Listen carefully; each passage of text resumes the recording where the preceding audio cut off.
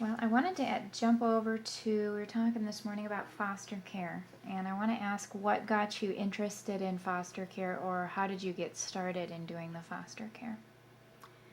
Well, Hurley had a friend here in town, and they were having problems, marital difficulties, and she didn't feel good, and they had a little boy, and we kind of got to be friends with them, and I love babies. I just love little kids.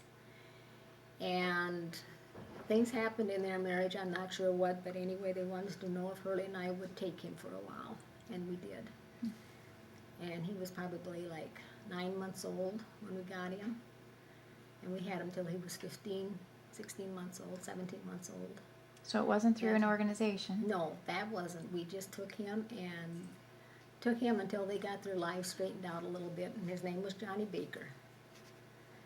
And then after that, why, I decided, I guess I knew the gal that worked at Sibley, and she was an older woman, and she knew then that we had done that, and she asked if they came in, they had all at once, they had to have somebody, and they didn't know who to get, and she called and asked if I would take them for just overnight, so then that's how it started. So, So tell me some of the kids you had and how long and when. And well, after Johnny, let's see, then we had Mary Hammernick. She came from Ashton originally, and her mother was declared as an unfit mother, and she was like 4.5, 5 years old. And I kept her for a couple months until her sister came and got her from down in Iowa here someplace. She came, and until they could pick her up, and her sister was married already. And then we had Frankie and Johnny. They were from Sibley originally, but they ended up, originally they were from Vinton, Iowa, I think. And I could have kept Frankie. He was like almost 2 years old when we got him. And we had him for about 6, 7 months.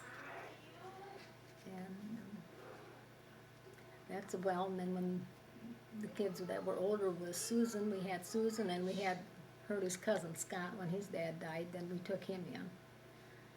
And how old was So, Scott then? Ooh, he was probably 14 at the time. He was a handful.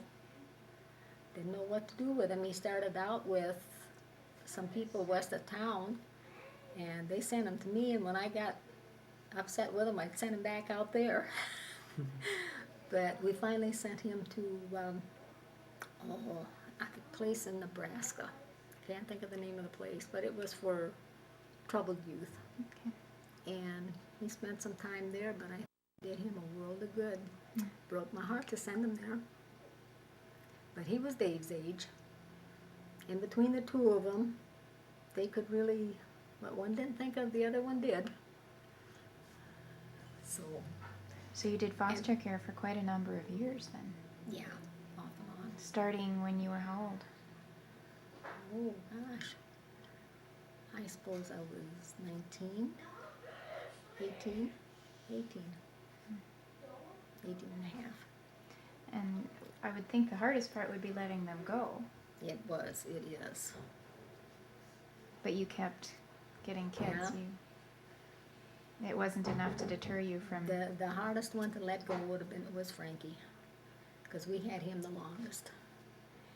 And his mother had a nervous breakdown, and I felt so sorry for the little guy. He was almost 2 when we got him, but he always said if he wanted a drink, he'd say Nicowados.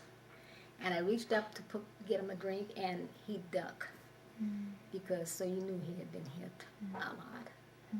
But he was a sweetie. And when Frankie was about 5, 6 years old, they did bring him back to see us, him and his brother. So. Have any idea whatever happened to him, or where? I think he's at Vinton, Iowa, about 14 years ago. I read in the paper where he had lost his 7-year-old son at an outing, church outing. He had drowned in a farmer. You know, these farmers have these pools or whatever you call where they Cesspool? No, Type of thing? no, Just a recreation pool, Oh, for okay. out in the farm, Mhm. where they can take a boat and stuff. And the youth, or the Sunday school group was out there, and he fell over to the edge of the boat and drowned. That was the last I've heard of him. I tried to see if I could contact him with the internet, but there were so many Frankies out there that his last name was Reed, and his dad's name was Nolan Reed. That was his dad's name.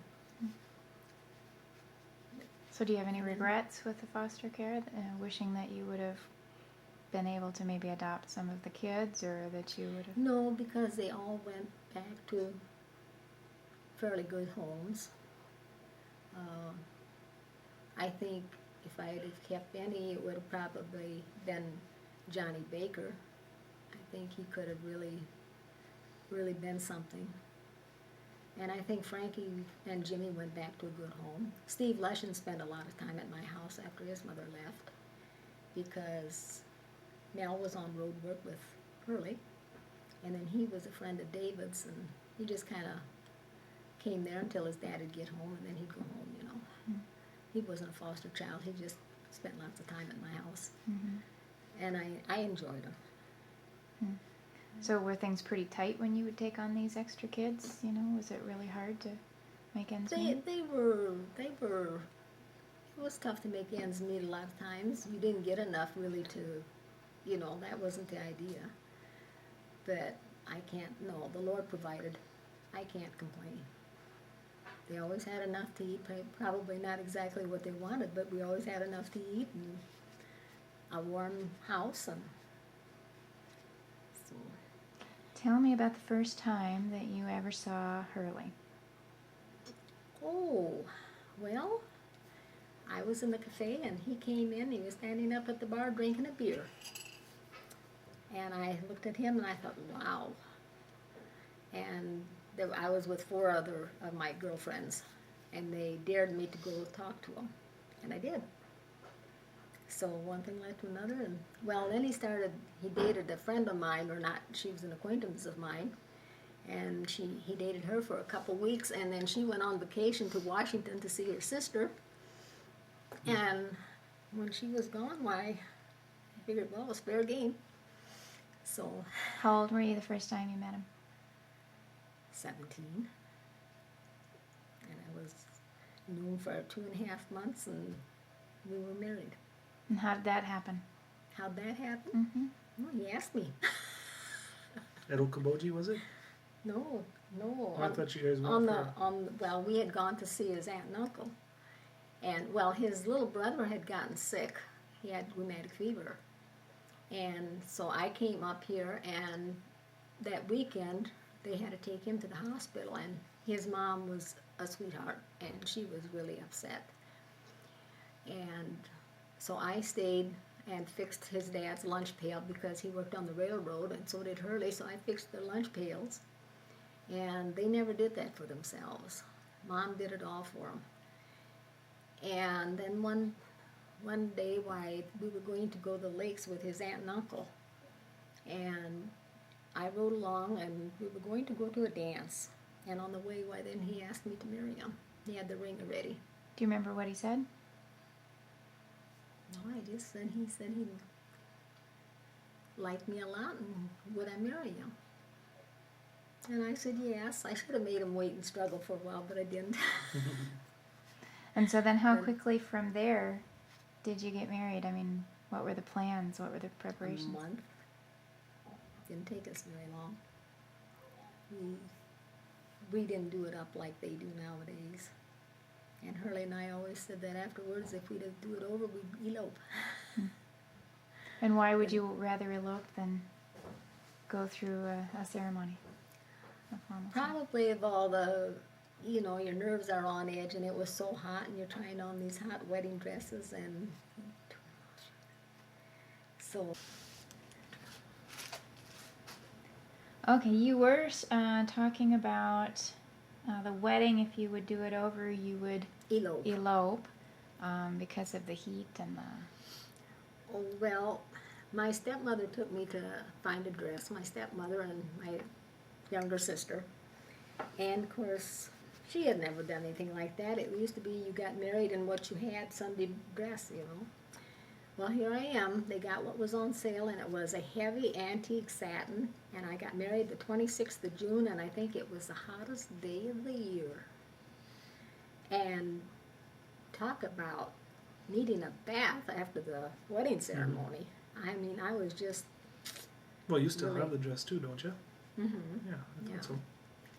But it was very warm. And then we had yellow roses. They didn't have artificial flowers. And we didn't have all the refrigeration they have nowadays, so we had to worry about them. They were getting kind of dragging by the time it was over.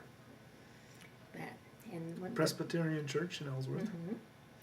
and it started thundering and lightning, and we were so poor that my family wasn't, but Hurley's family was, and we hadn't really thought things out, so we took the sheets home from the wedding reception that we had to make the bed when we got home.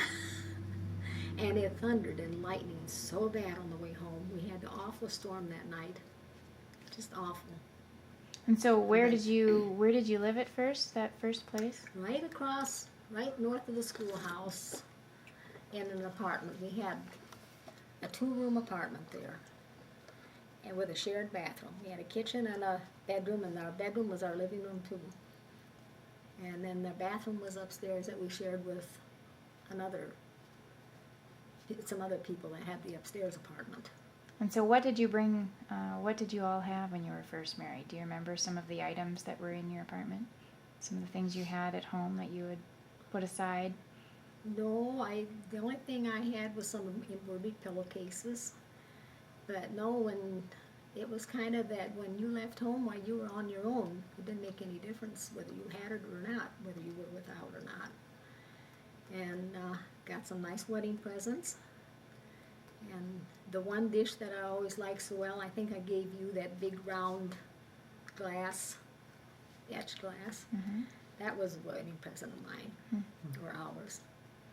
And I can remember we took it home, took the blankets home and put it on the bed. That was the only ones we had. Do you remember how your apartment looked? Could you kind of visualize and explain what it looked like inside, what furniture you had or didn't have? Or Well, we had a little tiny white drop leaf table, enough for 2 people, not 3, 2. And I had a real small kitchen, but it had white cupboards and a sink in it. It had running water, had a stove and a real small refrigerator. And then the bedroom and living room, what we had just had a bed and a dresser in it. And that was it. Then, we had a porch.